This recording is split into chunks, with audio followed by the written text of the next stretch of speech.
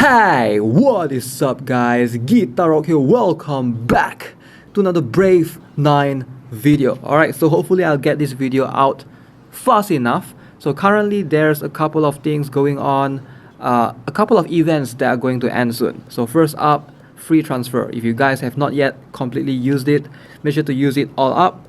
So I do have some shares, spare share. I'm just going to transfer like a couple to Diomaron.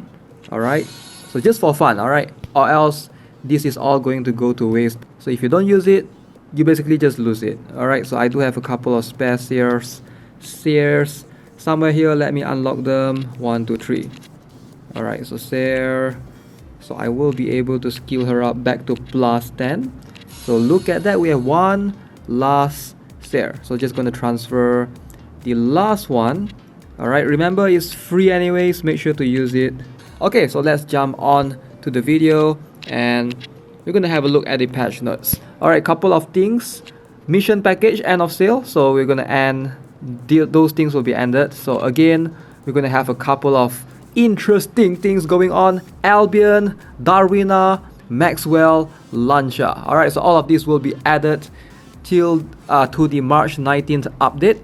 Alright, so new world bosses, Dagron Gorgona, and 2-year anniversary cheer on diamond package sale. No idea what that's all about. 5 skill book, 5-star skill book pieces mission, and upgrade potion drop event.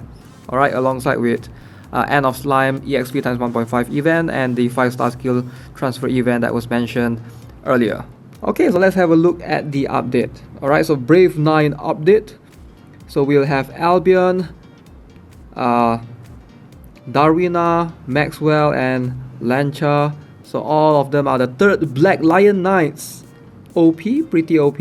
Okay, new world bosses, they have mentioned this before. Hopefully it's going to be fun. Are you ready for a challenge? Hell yeah, definitely. Alright, so with that being said, let's check out Albion and what this guy is all about. So what makes Albion really strong? Alright, so for those of you guys who are still not aware, Albion is one of the best supporters to pair with Granhildr and the likes of those tanky units to make them even stronger. Okay, so this guy has pretty decent HP, 8k. The rest of his stats are pretty weak. He's not meant to have like good stats.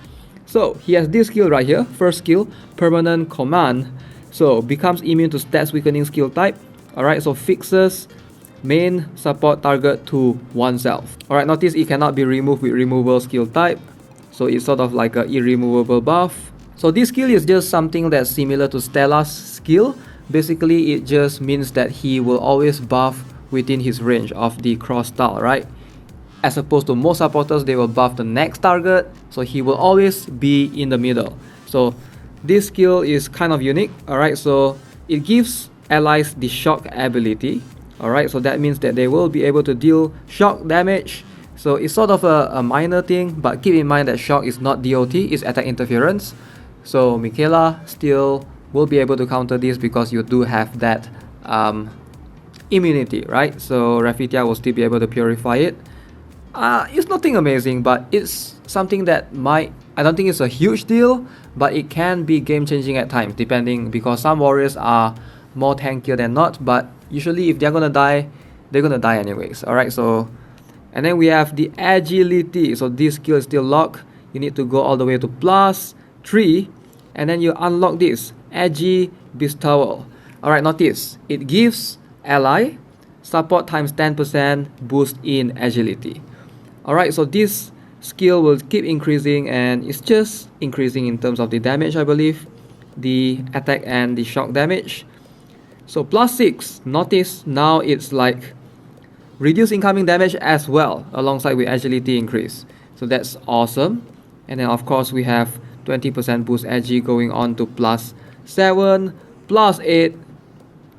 Oh, 30%. That's a lot of agi, man. That is a lot of agi. Plus 9, 30 and 30. Okay. Plus 10, 50 and 30. Okay. That's a lot.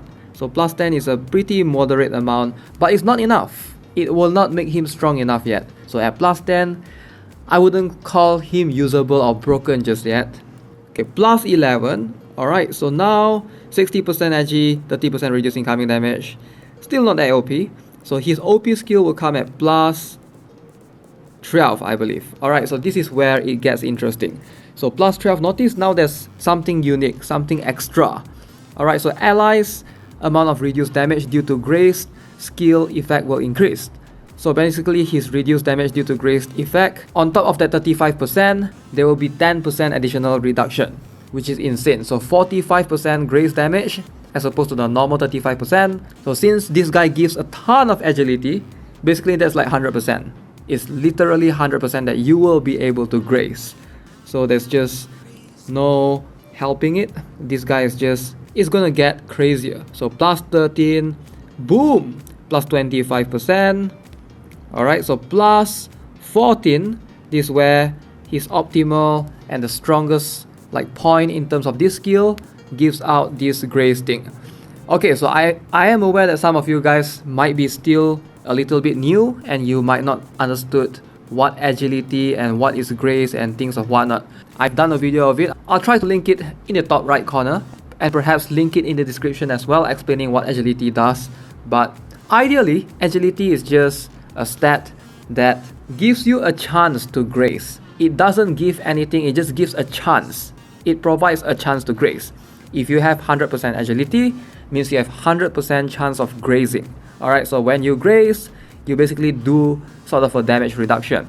But it's not counted under burial, it's a separate thing. So graze in itself is additional reduction. Alright, so you can stack that with damage reduction, and it just makes things extremely, incredibly OP. Alright, so lots of tanks will be able to mitigate lots of damage. So Albion's buffs will make Granhildr survive Angelica's hit. No problem. Alright, even Adin will not be able to do anything to Gran right now after this Albion's buff. So Albion coming in, it's gonna switch up the meta a ton. I think people who run Granhildr and Albion, so you're just gonna see those a ton again. Alright, it's gonna be extremely cancerous to fight against, but yeah, we will see. Again, this is just mostly speculations, but most of the time, fixed damage will still go through, so Livia will still counter regardless. It's only for damages that are not fixed damage, but high amount of damage like Adin or Angelica and things of whatnot.